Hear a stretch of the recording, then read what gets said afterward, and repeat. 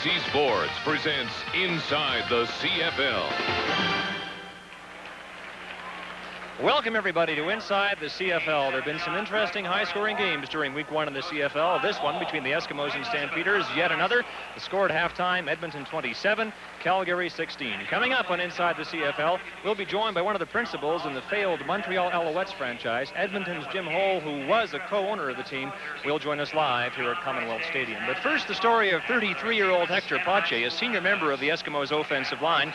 Originally, a drug-related suspension was going to keep him out of football for all of this season, but he's back now, and CBC Sports' Chris Cuthbert has followed the story from suspension to reinstatement. Chris? Scott, I think it was the most controversial issue the CFL faced in 1986. Many felt the original suspension would end Hector's football career, but he's back, and he's a changed player in 1987.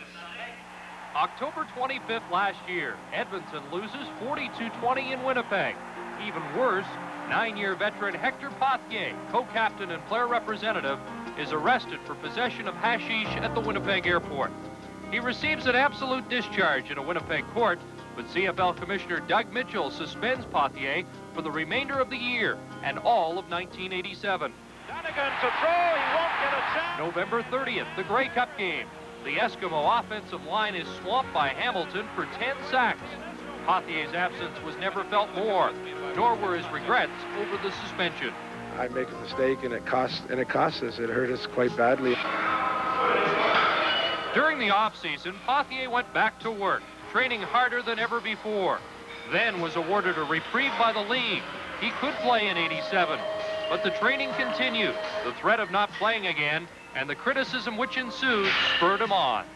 Everything I was reading about was, Hector Pothier's too old, he's 33, he's over the hill, et cetera, and I knew that wasn't true. I was still performing well, but if the perception of how I appeared was the main factor in how people saw me, I figured if I could change that, whether I played any better or not, wouldn't matter. It would be the fact that now they looked at me, okay, maybe he isn't so old, maybe he isn't just a big fat guy. There was another significant step taken. Hector Pothier stopped using drugs. I did not have like an addiction problem. I stopped the moment I agreed to stop, and I've never touched it since, and it hasn't been hard in any way, shape, or form. It was just something that that I went through when I was in college, and it sort of hung around, you could say, but it was not a big deal for me to stop. But when Pothier reported to training camp, there was another hurdle. Would the teammates he let down accept him back? We accepted him back because we never let him go. We knew that Hector had made a mistake, and he knew that he had right away, and he paid a severe price for it. But the team never let him go. So he was always, part of the family. If you can rehabilitate, if you can get somebody's attitude to change and maybe even get them back in the community helping other people's attitudes change, that's far better than just banishing the person and using them just as an example. Hector Pothier has changed. Now he wants to make amends for last year. I think in terms of the leadership role and some of the things on the team, I just think everything's a little more serious this year because we want to finish it off. We want to win the Grey Cup this year, not just get to it. The beard is trimmed, so is the physique, and to show you how much Hector Pothier has changed, the guy that always wears jeans and a t-shirt, Scott, was the player rep who instituted the new rule of a dress code on the road for CFL players.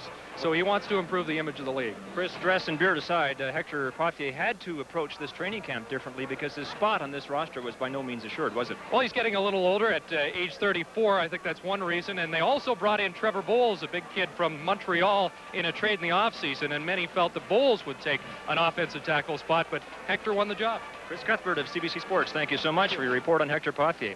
Now, as Inside the CFL continues, let's go to Ron and Don for some first half analysis.